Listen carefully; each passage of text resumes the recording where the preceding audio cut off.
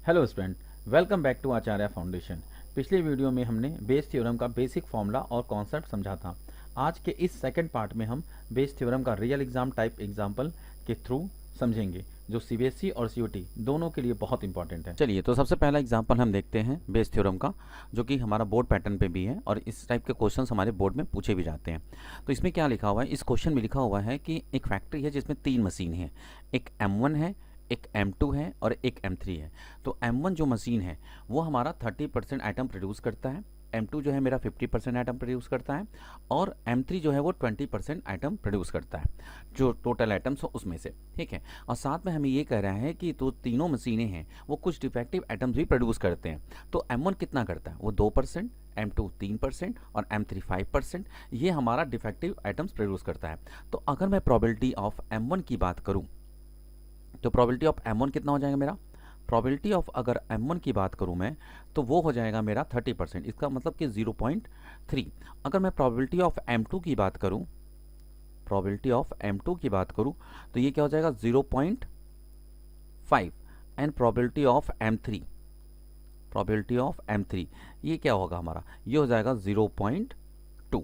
Okay, अब देखिए अब क्या कह रहा है, अब इसमें जो है डिफेक्टिव, अब यहाँ पे डिफेक्टिव की बात कर रहे हैं। तो अगर मैं डिफेक्टिव को रिप्रेजेंट, यानी जो डिफेक्टिव आइटम्स हैं अगर मैं उसको रिप्रेजेंट करूँ ए से, तो यहाँ पे क्या कह रहा है, कह रहा है कि जो मशीन M1 है, ठीक है, मशीन M1 है उसमें 2% डिफेक्टिव है। इसका मतलब क्या हुआ, इसका मतलब हुआ कि जो हमारा डिफेक्टिव है, और कंडीशन क्या है, वो कंडीशन है हमारा कि वो M1 मशीन से है, तो वो कितना परसेंट है, 2%, इस मीन्स 0.02। और जो हमारा डिफेक्टिव है और मशीन M2 का है वो क्या है मेरा, वो है 0.03। एंड जो हमारा डिफेक्टिव आइटम्स है मशीन M3 का वो क्या है मेरा 0.05। ओके, अब यहाँ तक तो देखो इन्फॉर्मेशन हो गई, यानी कि जो डेटा हमें गिवन है वो ये डेटा सारे ये गिवन है। अब हमें पूछ क्या रहा है, उसने कहा है कि एक आइटम मुझे सेलेक्ट करना है रैंडमली और वो होना चाहिए डिफेक्टिव। एक आइटम हमें सेलेक्ट करना है जो होना चाहिए डिफेक्टिव, और साथ में कह रहा है कि पता कीजिए प्रोबेबिलिटी कि जो डिफेक्टिव आइटम आपका सेलेक्ट हुआ है वो मशीन M2 का है। मतलब आपको मशीन M2 की, यानी हमें प्रोबेबिलिटी निकालनी है कि मशीन M2 की, जबकि गिवन कंडीशन है कि वो आइटम हमारा डिफेक्टिव होना चाहिए। ठीक है, तो अगर मैं बात कर रहा हूँ कि जो आइटम मैं सेलेक्ट कर रहा हूँ वो क्या है M2 की, और गिवन है वो क्या है डिफेक्टिव है, तो हमें ये फाइंड करना है। चलिए, तो अब मैं अगर इसका फॉर्मूला बनाता हूँ तो इसका फॉर्मूला क्या बनेगा, तो इसका फॉर्मूला बनेगा, बताया था मैंने बेस थ्योरम में, ये टोटल प्रोबेबिलिटी। तो अब क्या करना है, इन डेटा, जो भी हमने डेटा इन्फॉर्मेशन जो हमने लिखी है, ये सारी इन्फॉर्मेशन को इस फॉर्मूले में क्या करेंगे, हम सब्स्टिट्यूट करेंगे, और सब्स्टिट्यूट करके हम वैल्यू को क्या करेंगे, कैलकुलेट करेंगे। तो जब हमने फॉर्मूले में क्या किया, सारा डेटा इन्फॉर्मेशन रखा, तो हमारा कैलकुलेशन लास्ट में क्या आया 15/31। आपको बस ध्यान रखना है क्वेश्चन को सॉल्व करते समय सबसे इंपॉर्टेंट चीज़ जो होती है वो ये होती है कि हमारे क्वेश्चन में क्या गिवन डेटा है और हमें क्या फाइंड करना है। क्योंकि जब तक आपको ये नहीं पता चलेगा कि हमें निकालना क्या है, तब तक आप क्वेश्चन को सॉल्व नहीं कर सकते। तो इसमें मेन जो होता है, सबसे इंपॉर्टेंट होता है बेस थ्योरम में, वो ये पता करना होता है कि हमें कौन सा गिवन डेटा है और हमें क्या गिवन डेटा है और हमें क्या पता करना है। जैसा कि यहाँ पे साफ साफ क्लियरली लिखा हुआ है कि हमें एक आइटम सेलेक्ट करना है रैंडमली, और वो क्या होना चाहिए, डिफेक्टिव होना चाहिए। पर यहाँ पे कह रहा है कि किसका होना चाहिए, कह रहा है कि प्रोबेबिलिटी, यहाँ प्रोबेबिलिटी जो निकालने के लिए कह रहा है वो मशीन M2 की कह रहा है, और कंडीशन क्या गिवन है कि वो डिफेक्टिव होना चाहिए, यानी मशीन M2 से आपका आइटम निकालना है और वो डिफेक्टिव होना चाहिए। तो आपको कंडीशनल प्रोबेबिलिटी मैंने समझाया था कि हमें जो जिससे निकालना होता है, वैसे से मशीन M2 से निकालना है हमें, तो मशीन M2, और गिवन क्या है, गिवन है कि वो क्या होना चाहिए, डिफेक्टिव, यानी कि M2/A। तो इस हिसाब से मैंने क्या किया, इस फॉर्मूले को मैंने बनाया, और फॉर्मूले को बनाने के बाद उसमें जब डेटा हमने रखा और डेटा रख के मैंने कैलकुलेट कर लिया। अगला एग्जाम्पल देखते हैं, और जो कि है मेडिकल टेस्ट से। और मैं बता दूँ कि बहुत ही ये मोस्ट इंपॉर्टेंट क्वेश्चन होता है फॉर एग्जाम, क्योंकि जब भी मेडिकल से रिलेटेड क्वेश्चन आते हैं वो एग्जाम के लिए बहुत ही इंपॉर्टेंट है। ओके, इस क्वेश्चन में क्या कह रहा है, इस क्वेश्चन में ये कह रहा है कि कोई एक डिजीज़ है जो कि पूरे पॉपुलेशन को 5% पॉपुलेशन को क्या करती है, अफेक्ट करती है। ठीक है, तो अगर मैं मान लेता हूँ कि जो अफेक्टेड पॉपुलेशन का है उसको अगर मैं ए मान लेता हूँ, यानी कि ए, ओके, मैं क्या मान लेता हूँ, ए मान लेता हूँ कि अफेक्टेड जो हमारे पर्सन है जिनको हम ए से इंडिकेट कर रहे हैं, और जो अफेक्टेड नहीं है वो क्या है, इसके कॉम्प्लीमेंट। यानी अगर हम प्रोबेबिलिटी ऑफ ए की बात करें तो प्रोबेबिलिटी ऑफ ए क्या गिवन है, प्रोबेबिलिटी ऑफ ए गिवन है 0.05। ओके, और हमारा probability of A complement given है वो क्या होगा, 0.05 हो गया, तो 0.95। प्रोबेबिलिटी ऑफ ए यानी कि जो अफेक्टेड है पूरा पॉपुलेशन, ये जो पॉपुलेशन है हमारा उसके 5% क्या है, इफेक्टिव है किसी पर्टिकुलर डिजीज से, तो वो हो गया 0.05। तो कितने लोग इफेक्टेड नहीं है, इसका मतलब कि 0.95 ऐसे हैं जो अफेक्टेड नहीं है। अब क्या किया जाता है कि एक पर्सन सेलेक्ट किया जाता है, किसमें से सेलेक्ट किया जाता है, जिनको डिजीज़ है, तो उसमें 90% केस चांसेस हैं कि मतलब केसेस हैं कि जो पॉजिटिव हो जाए। तो अगर मैं पॉजिटिव को बी एज्यूम कर लेता हूँ, मान लेता हूँ कि बी जो हमारे पॉजिटिव इंडिकेट करता है, ठीक है, तो इसका मतलब कह रहा है कि 90% जो कि अफेक्टेड हैं उनमें से चूज़ किया जाता है और वो पॉजिटिव निकलते हैं। इसका मतलब यहाँ पे दिया हुआ है कि जो अफेक्टेड है यानी कि अफेक्टेड जो पॉजिटिव है और किससे है मेरे, जिनको डिजीज़ है, वो कितना दिया है, वो दिया है 0.9। ओके, और कह रहा है कि जो अफेक्टेड नहीं है उनमें से चांसेस है कि 10% जो है वो पॉजिटिव हो। इसका मतलब हुआ कि जो अफेक्टेड हैं पॉजिटिव हैं, बट वो उनमें से हैं जो को डिजीज़ नहीं था, मतलब डिजीज़ नहीं है, जिनको डिजीज़ नहीं पता लेकिन उनमें अफेक्टेड है। ठीक है, ये क्या है 10%, मतलब 0.1। ओके, अब ये तो मान लो ये इन्फॉर्मेशन पता चल गई हमको कि हाँ ये डेटा है, बट हमें निकालना क्या है, ये हमें मेन पता करना है।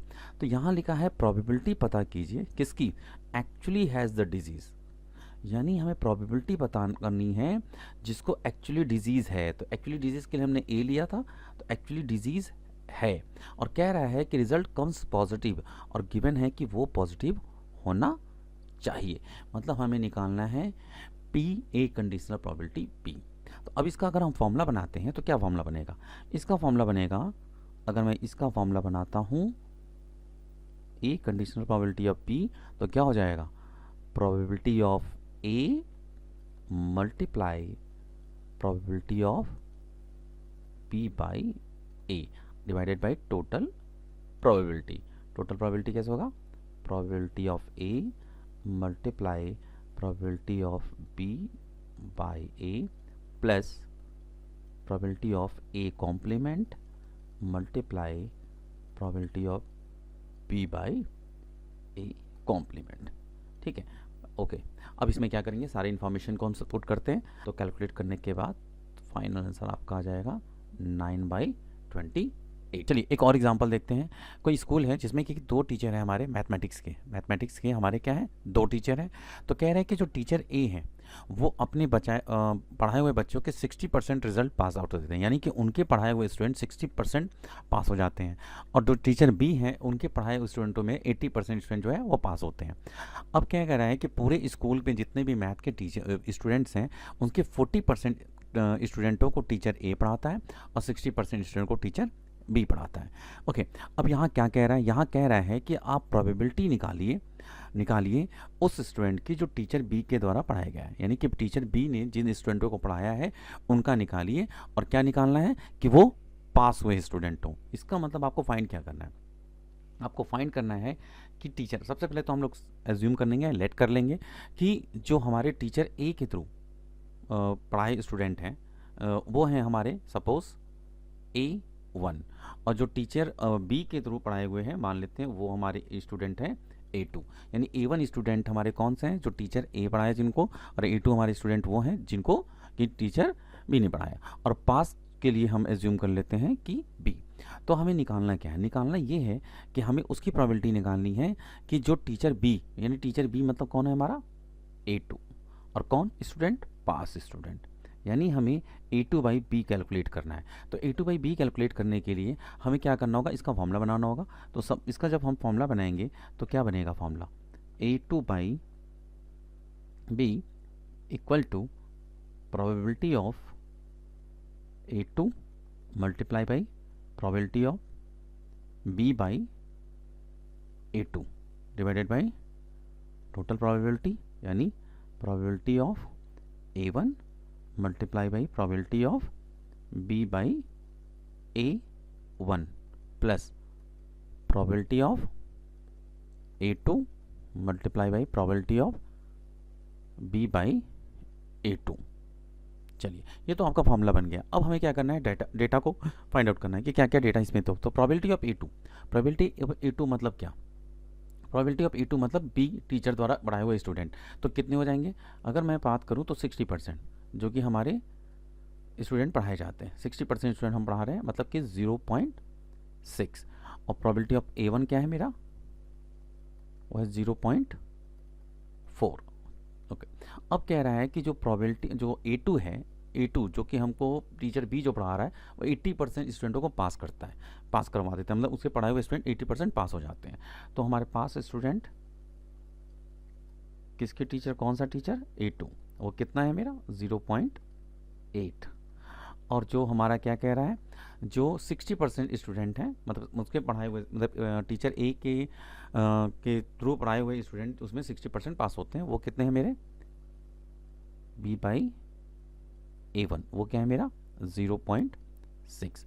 अब इन पूरे डेटा को हम क्या करेंगे, अपने फॉर्मूले में सेट करेंगे। सेट करने के बाद उसको कैलकुलेट कर लेंगे, यानी इसका आंसर आपका क्या है 2/3। मतलब जो हमारा टीचर B है, जो टीचर B है उसके थ्रू पास हुए स्टूडेंटों की प्रोबेबिलिटी क्या आ गई, जो वो हमारा क्या आ गया 2/3। तो आज मैंने आप लोगों को कुछ एग्जांपल डिस्कस किया। अगर अब मैं आपसे ये कहना चाहता हूँ कि अगर बेस थ्योरम से रिलेटेड आपको कोई भी कन्फ्यूज़न हो, चाहे फॉर्मूला हो या क्वेश्चन, तो आप कमेंट बॉक्स में ज़रूर लिखिए। मैं पर्सनली उन डाउट्स को क्लियर करने की कोशिश करूँगा। Thank you.